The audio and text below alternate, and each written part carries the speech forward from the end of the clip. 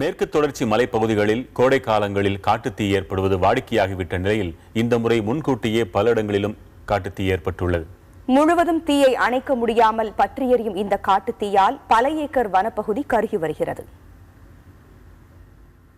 திண்டுக்கல் மாவட்டம் கொடைக்கானல் அருகே உள்ள பெருமாள் மலைச்சிகரம் கடல் மட்டத்தில் இருந்து 2440 மீட்டர் உயரமானது. இந்த சிகரத்தில் கடந்த 2 தினங்களாக காட்டுத்தீ பற்றி எரிகிறது. சிகரத்தை சுற்றி 4 புறங்களிலும் தீப்பற்றி எரியும் நிலையிலும் 100க்கும் அதிகமான வனத்துறையினர் தீயை அணைக்கும் பணியில் ஈடுபட்டுள்ளனர்.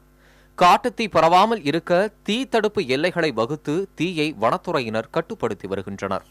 தீ பரவும் திசைக்கு எதிர்ப்புறம் தீ வைக்கும் முறையையும் வனத்துறையினர் பின்பற்றுவதால் சிகரத்தின் சரிவுக்குள்ளேயே கட்டுக்குள் வைத்துள்ளதாக கொடைக்கானல் வனக்கோட்ட அலுவலர் முருகன் தெரிவித்துள்ளார்.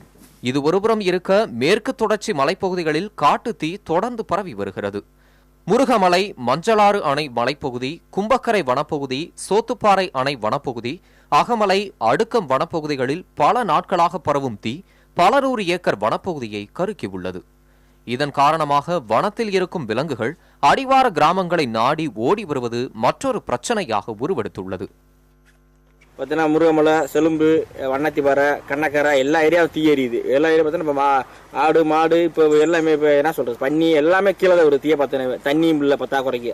அதனால் இப்போ கடந்த 2 வருஷமா சரியாக காய்க்காமல் இப்போதான் ஓரளவு மா வந்து பூ பிஞ்சோட நிற்கிது. இது பார்த்தீங்கன்னா அது தீ எரியை பார்த்துட்டு பூரா அவளும் கீழே தான் வருது.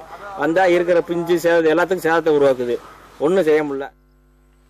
ஜனவரி மாதம் முதலே மேற்கு தொடர்ச்சி மலைப்பகுதிகளில் ஆங்காங்கே காட்டுத்தீ பற்றி எறிவதால் இதனை கட்டுப்படுத்தி இயற்கை வளங்களை பாதுகாக்க வேண்டும் என்று விவசாயிகளும் பொதுமக்களும் கோரிக்கை விடுத்துள்ளனர்.